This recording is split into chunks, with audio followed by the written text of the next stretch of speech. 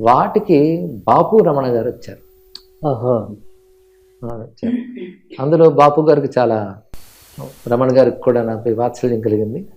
ఆ తర్వాత వారు తీస్తున్న భాగవతం సీరియల్కి పాటలు రాయడానికి నన్ను పిలిచారు. అప్పట్లో సినిమా పాటలు రచయితగానే ఉన్నాయి కనుక వృత్తి అదే కనుక పిలిచారు. ఆ పాటలు రాస్తున్నప్పుడు భాగవతంలో అంశాలు వీటి మీద చర్చ జరిగేది. ఆ చర్చలో నేను వ్యాసుడు ఎలా రాశాడు, పోతనకి ఎలా రాశాడు చెప్తుంటే వాళ్ళకి చాలా సౌహృదయులు, పెద్దవారు, చాలా వరకు నా మీద ఒక వాత్సల్యం కలిగింది. వారు ఈటీవీలో అందులోనే వచ్చింది, ఈటీవీలో సుమన్ గారు ఉన్నారు, రామజోరి గారి అబ్బాయి, ఆయనతో నా గురించి చెప్పారు.